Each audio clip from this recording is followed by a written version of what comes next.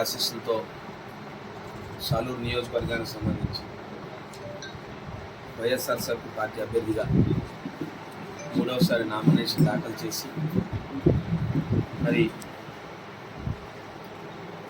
నిన్నటి రోజునే స్క్రూటినీ కూడా పూర్తి చేసుకున్నారు.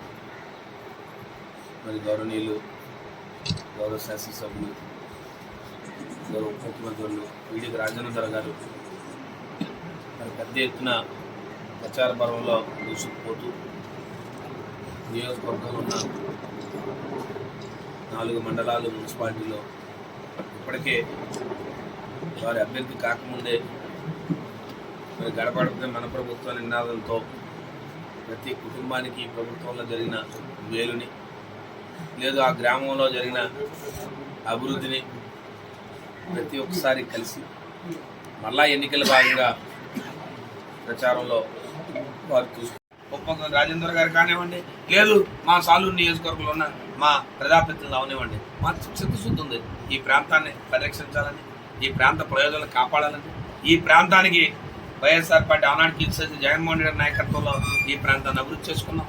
ఆనాడే పెద్దగడ్డ రిజర్వాయర్ని ఆయన చేతుల మీదుగా శంకుస్థాపన చేసి ఆయన చేతుల మీద ప్రారంభోత్సవం చేసుకున్నాం. ఇది మా చిత్తశుద్ధి. ఇవాళ ఉన్న ఇక్కడ పోటీ చేస్తున్న అభ్యర్థి కూడా ఆనాడు మేము ఆ రోజు ప్రాజెక్టులో ప్రారంభోత్సవం వారు కూడా భాగస్వాములు. ఇదేమి మేము చెప్పేది ఏమి రికార్డులు ఎందుకు కాదు, అంతా ట్రాన్స్పరెన్సీ పారదర్శకంగా జరిగిన కార్యక్రమాలు.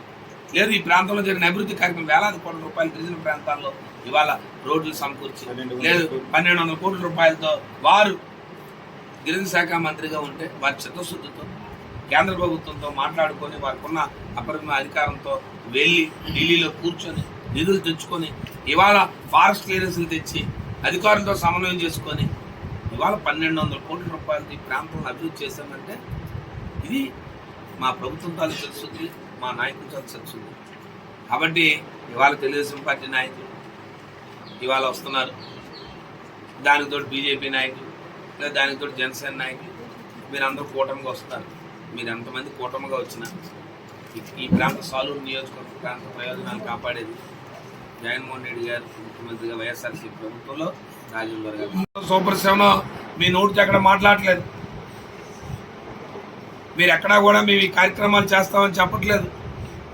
మీరు చెప్పిన వాలంటీర్లకు ఏదో ఆ రోజు ఉగాది రోజు మరి ఒకే రోజు ప్రజల్లో ఒక రకమైన తిరుగుబాటు వచ్చింది, నేను చేయడం వల్ల ఎన్నికల కమిషన్కి రిపోర్ట్ చేయడం వల్లే ఇవాళ వృద్ధులు వికలాంగులు వితంతుల తాలూకా పెన్షన్లు మరలా నా ప్రభుత్వంలో ఎలాగైతే ఆనాడు తెలుగుదేశం ప్రభుత్వంలో ఎలాగైతే పడిగాపులు కాస్తూ వారం రోజుల్లో 10 రోజుల్లో పెన్షన్ తీసుకుంటూ లంచాలు దిగమింగుతూ మీ జన్మభూమి కమిటీల ద్వారా చేస్తున్న కార్యక్రమాలు మరలా చేయాలని తలంపుతో మీరు చేస్తే అది పూర్తిగా భిన్నమై పూర్తిగా ఈ పెన్షన్దారులు ఎవరైతే ఉన్నారో ఈ సుమారు రాష్ట్రంలో ఉన్న 65 లక్షల మంది మీ మీద ఎదురుదాడి తిరిగితే మీరు ఒక్కసారి వాలంటీర్ని మళ్ళీ ఎత్తుకొని మీరు నోటికి వచ్చినట్టు ఒక వ్యవస్థను మీరు పూర్తిగా ఇది మంచి వ్యవస్థ కాదు, ఇది అవసరం లేని వ్యవస్థ అని మీరు చెప్పిన వాళ్ళు ఒక్కసారి వాళ్ళని లోపరుచుకునే విధంగా ఈ 2,65,000 మంది వాలంటీర్లు ఏదైతే జగన్మోహన్ రెడ్డి గారి నాయకత్వంలో ఏదైతే కళ్ళు చెవులు మాకున్న ఆయనకున్న 2 కళ్ళలో ఒక కళ్ళు సచివాలయ వ్యవస్థ, 2వ కళ్ళు వాలంటీర్ వ్యవస్థ అయితే దాన్ని మీరు పొడిచే విధంగా మీరు చెప్పినప్పటికి కూడా ఎక్కడా కూడా ఈ రాష్ట్రంలో వాలంటీర్లు అందరూ కూడా స్వచ్ఛందంగా వారు రాజీనామా చేసుకుని ముందుకొచ్చి మేము జగన్మోహన్ రెడ్డి గారి కోసం పనిచేస్తాం, ఈ పార్టీ కోసం పనిచేస్తాం, మరలా వారిని ముఖ్యమంత్రి చేసుకుంటామని వారు చెప్పిన ధర్ములా మీరు వచ్చి తక్కువ 10,000 రూపాయలు అన్నారు. జగన్మోహన్ రెడ్డి ఆడిపోసుకోవడం, ఆయన మీద హత్యా ప్రయత్నం జరిగితే దాన్ని ఏదో చెప్పడం, ఇవయ్యా హత్యా ప్రయత్నం జరిగింది, వారి మీద ఏం జరిగింది అన్నది మీ స్వయాన మీ అక్కడున్న మీ ఇన్ఛార్జ్ ఎవరైతే మీ విజయవాడ వెస్ట్లో జరిగిన మీ ఇన్ఛార్జ్ చెప్పాడు. ఆ కుర్రవాడికి ఏదో అన్న క్యాంటీన్ లేదనో, లేదా ఆ కుర్రవాడికి ఏదో డబ్బు ఇవ్వలేదనో ఇసిరాడని చెప్పి మళ్ళీ మీరు వచ్చి దాని డ్రామా అని మీరు చెప్తారు. ఏది నిజం అంటే మీరు ఒక ప్రతిపక్ష నాయకుడు ఒక ముఖ్యమంత్రి మీద జరిగిన హత్యాయత్నాన్ని కూడా వక్రీకరించి మాట్లాడే విధానం. 2 నిన్న మీరు విజయనగరం జిల్లాకు వచ్చారు, నేను నెల్లిమర్రి నియోజకవర్గానికి వచ్చాను, 2 నియోజకవర్గాలకు చేశాను, విజయనగరం జిల్లాలో పర్యటన చేశాను. మీరు గతంలో హామీలు ఇచ్చిన హామీలను ఒకటే అమలు పరిచిన ఒకటే చెప్పారా? మీ హామీలో ప్రభుత్వ మెడికల్ కళాశాల అన్నారు, చేశారా? మీ హయాంలో అంతర్జాతీయ విమానాశ్రయం భోగాపురం అన్నారు, చేశారా? లేదు మీ హయాంలో రేపు గిరిజన యూనివర్సిటీ అని చెప్పారు, మీరేమైనా దాన్ని ఏమైనా చేశారా? మనం చేసాం.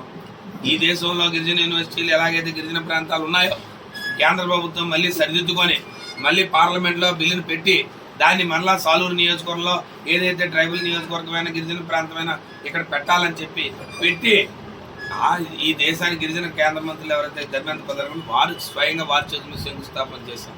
ఇది మా తాలూకు చర్చ.